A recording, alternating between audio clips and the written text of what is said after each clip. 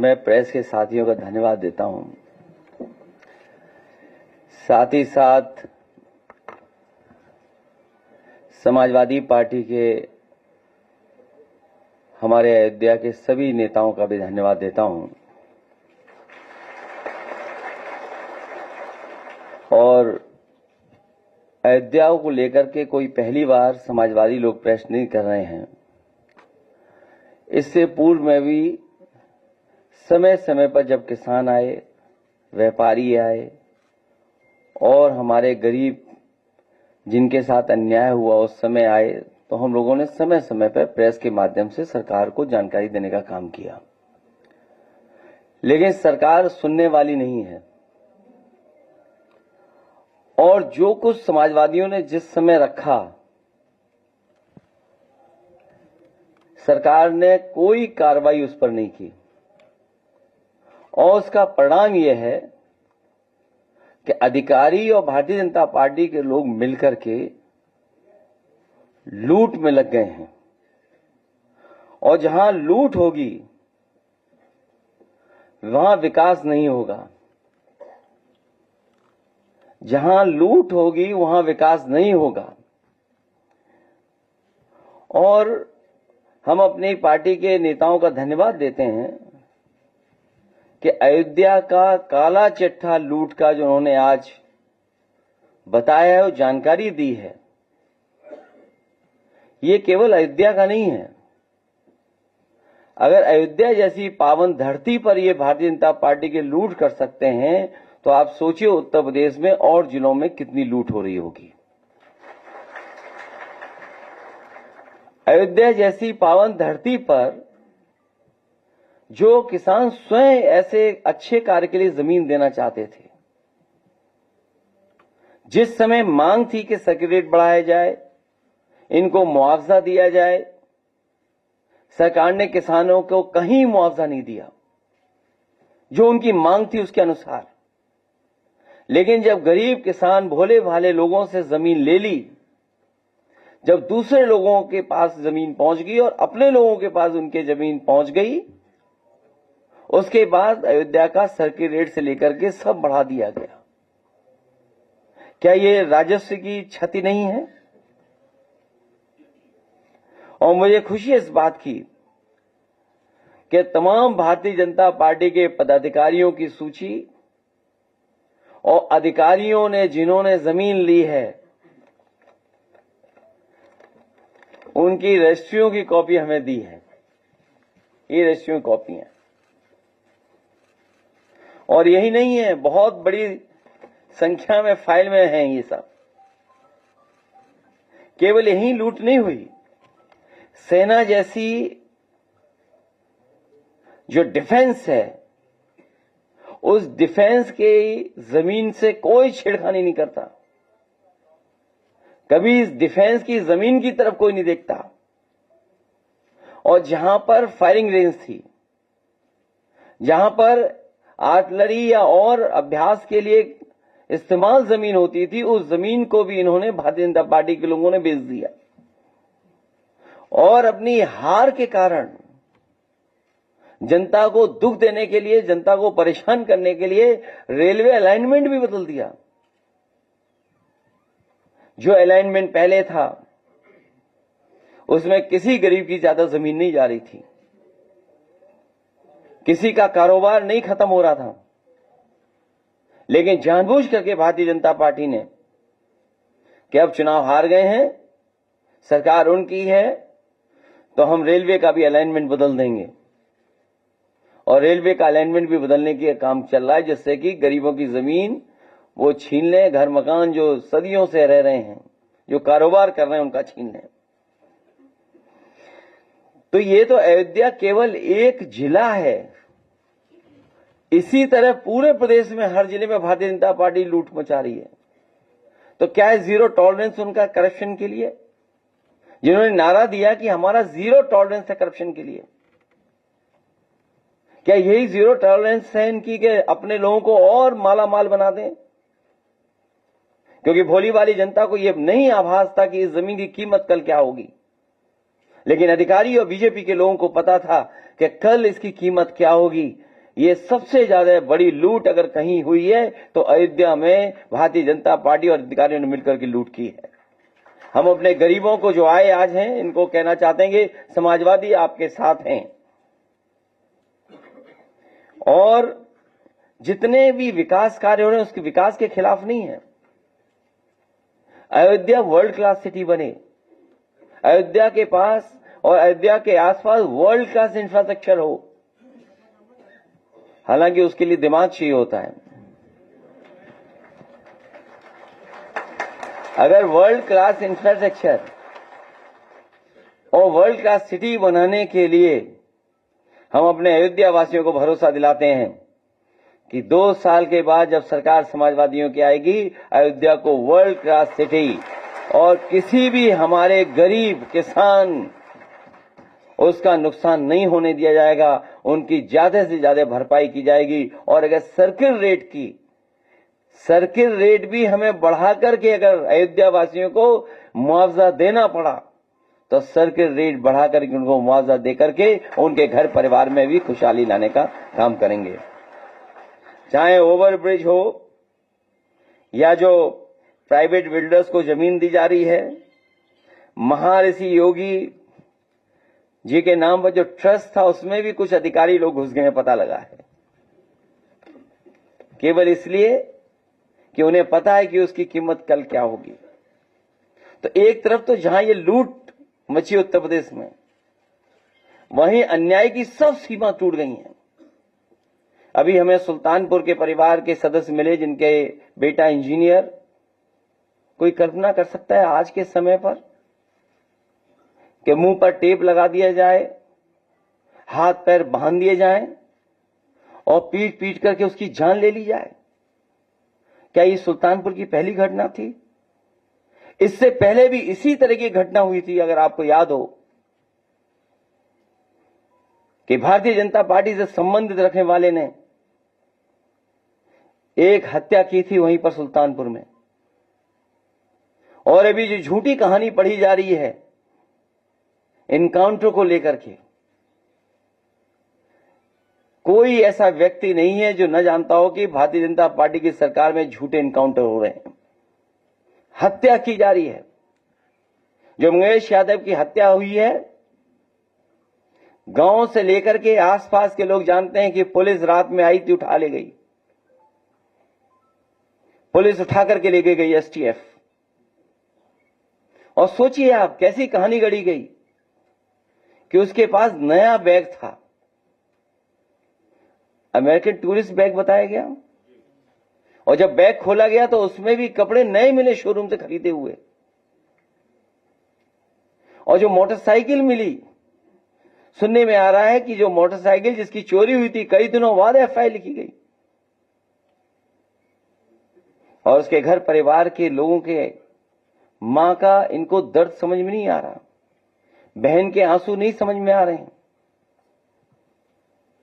और सोचिए कैसा दिमाग इनका,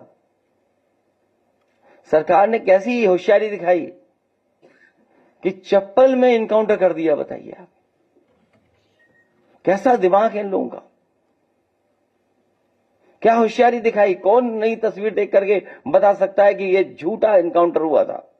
और यह पहला झूठा इनकाउंटर नहीं है यूपी का, तमाम इनकाउंटरों पे उंगली उठी है। जिस समय पहला इनकाउंटर नोएडा में जिम इंस्ट्रक्टर को हुआ था, उस समय भी हम लोगों ने कहा था कि पुलिस वालों ने लूटने के लिए, दबाव बनाने के लिए हत्या का प्रयास किया है, और उस समय भी कार्रवाई नहीं हुई है। अभी तक जितनी भी हत्याएं हुई हैं या इनकाउंटर हुए हैं, सबसे ज्यादा पीड़ित परिवार के लोगों की हत्या की सरकार ने। हम लोग न्याय दिलाने के लिए सदन से लेकर के और संघर्ष के बीच में भी जाना पड़ेगा, तो समाजवादी लोग पीछे नहीं रह सकते। और भाजपा ने तो इतने इनकाउंटर किए, उत्तर प्रदेश को फर्जी इनकाउंटर की राजधानी बना दी इन्होंने, फर्जी इनकाउंटर की राजधानी बनकर के।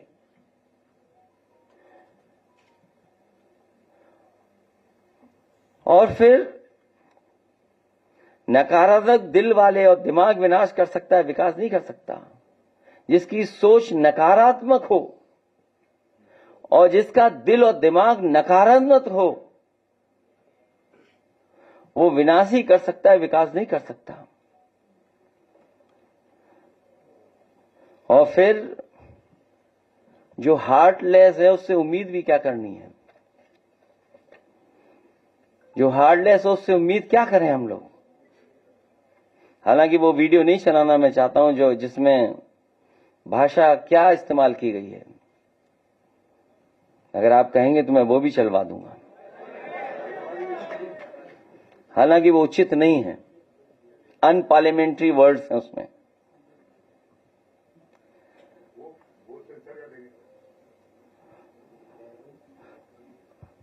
अगर दिमाग होता तो चप्पल में एनकाउंटर नहीं करते। इसलिए जहां ये सरकार लूट कर रही है वहीं एनकाउंटर करके डराना चाहती है और केवल बदनाम करने के लिए जानबूझ करके ढूंढ करके कि कौन है, किसको एनकाउंटर किया जाए, वो भी अधिकारी बैठ करके रणनीति बनाते हैं। सोचो, जो रात भर बैठ करके रणनीति बनाएंगे उनसे क्या उम्मीद करोगे न्याय की? आप रणनीति इसी बात की बनाते हो कि हत्या करनी है, वो हत्या में न पकड़े जाएं, तुमसे उम्मीद क्या करोगे आप? केवल फेक इनकाउंटर नहीं, बल्कि संविधान ने जो अधिकार दिए हैं उन अधिकारों को ये सरकार छीन रही है। 69,000 वाले बच्चे कितना आंदोलन कर रहे हैं, सोचिए, कोई कल्पना कर सकता है? लेकिन ऐसी साजिश, षड्यंत्र कि दोनों को भिड़ा दो, आप दोनों को लड़ा दो। इसलिए भाजपा किसी की सगी नहीं है, न इनकी न उनकी। भाजपा किसी की सगी नहीं हो सकती, केवल उन्हें अपना स्वार्थ सिद्ध होना चाहिए। इसलिए जहां लूट की गई है उसके कागज आए हैं। मैं तो लीडर ऑपोजिशन से दोनों सदनों में कहूंगा कि बाकायदा पूरी सूची सदन में दी जाएगी और समय आने पर कि हम लोग कैसे आगे बढ़ें उस पर भी हम लोग काम करेंगे। क्योंकि अभी कुछ नाम आए हैं तस्वीरों के साथ, अभी बहुत सारे नाम आना बाकी हैं, जिसमें बहुत जिम्मेदार अधिकारी भी हैं और भारतीय जनता पार्टी के बड़े बड़े नेता और पदाधिकारी भी हैं।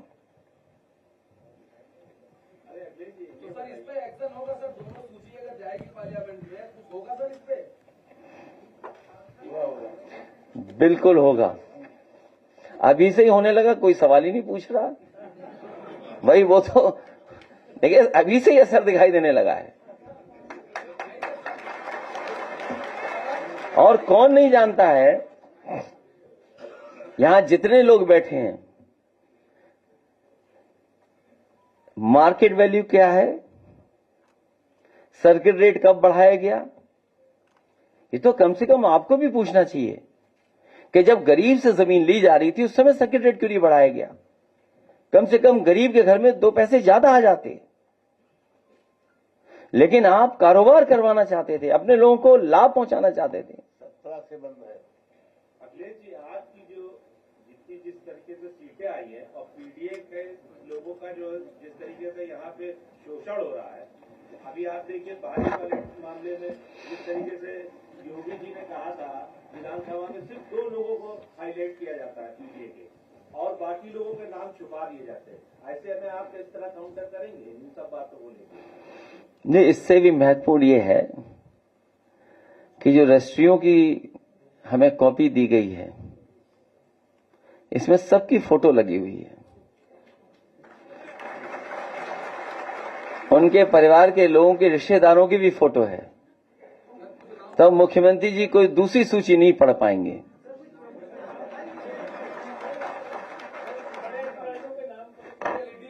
ये तो मैं समझता हूं, आप पत्रकार साथी हैं, आप भी खोजबीन में माहिर हैं, मुझे उम्मीद है इसके बाद आप खोजबीन करेंगे और तमाम अधिकारी और तमाम भारतीय जनता पार्टी के नेताओं के आप भी निकालेंगे नाम और अखबारों में फ्रंट पेज पे छापेंगे। आप कम से कम हमारे कैमरामैन तो अच्छे हैं, जो हम बोलते हैं वही चल जाता है, लेकिन लिखने वाले थोड़ा बहुत कंजूसी करते हैं।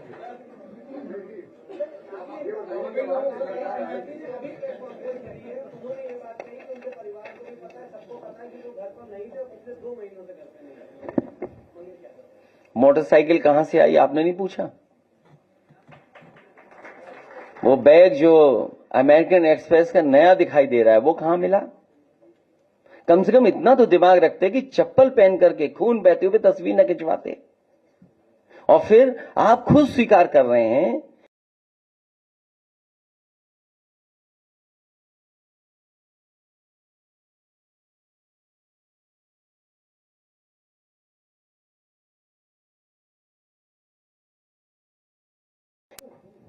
कोई एसटीएफ से सवाल पूछ लेगा।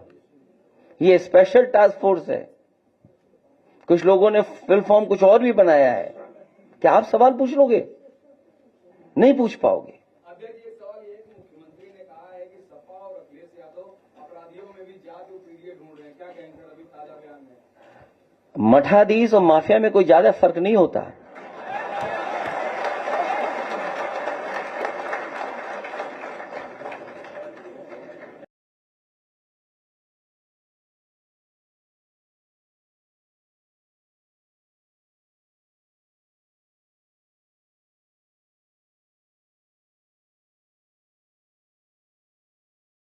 पूछिए, ये जो जानकारी आप मुझसे ले रहे हैं, जो मुझसे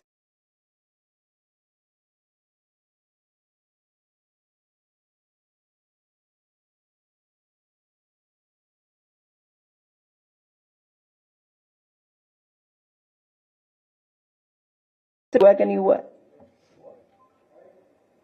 और जो 42 अन्य दिखा रहे हैं आप, अगर आंकड़ा और डाटा ठीक है तो सबसे ज्यादा फेक एनकाउंटर अगर किसी के हुए हैं तो पीडीए के परिवार के लोगों के ही हुए हैं।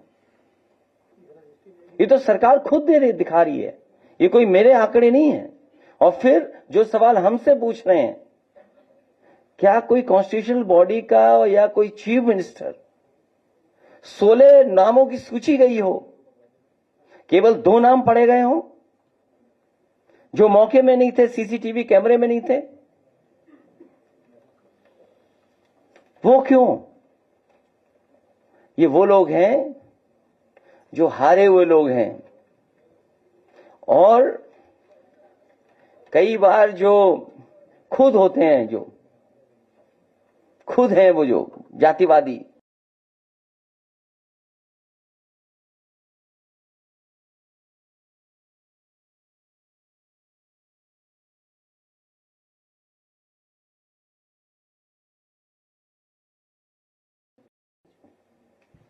जम्मू कश्मीर देखिएगा और महाराष्ट्र देखिए, सब हारने जा रहे हैं। जम्मू कश्मीर से मल्लिकार्जुन खड़गे जी ने कल ये बात कही, अगर 20 सीटें और आ जाते तो 4 पटाखे वाले जेल चले जाते।